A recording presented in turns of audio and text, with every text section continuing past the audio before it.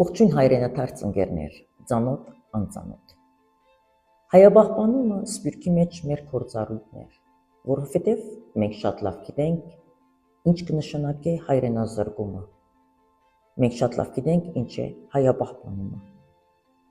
Մենք այսօր կանգնած ենք նույն հայրենազրկման առջև, որովհետև այս ճարիքի իշխանությունը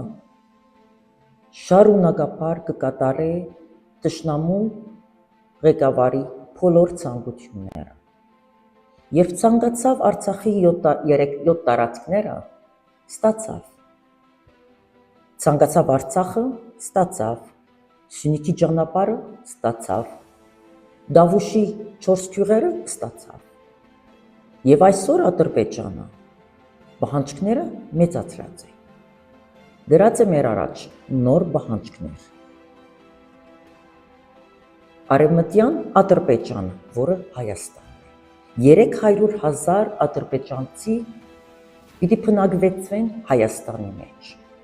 500 մզգիթ պիտի կառուցվի Հայաստանի մեջ, այնտեղ որ ադրբեջանցի կա, հայ չկա, Արցախում այսօր հայ չկա, Բաքվում հայ չկա, Նախիջևանում հայ չկա,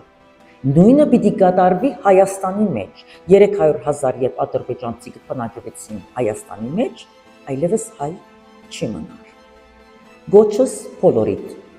մենք պետք է կանգնեցնենք այս ճարիքի իշխանության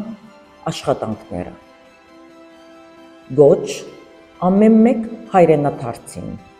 հունիսի 7-ին կվերցնեք ձեր հայկական անձնակրերը, այս կապույտ անձնակրերը և գերտակ ընտրության,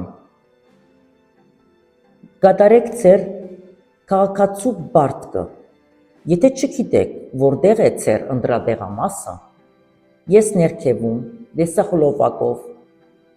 փոքրիկ տեսահոլովակ կտեղադրեմ, որտեղ կիմանաք դուք, որտեղ պետք է գերտակ և քվեարկեք։ Մի թողեք, որ ձեր ձայները փոշիանան,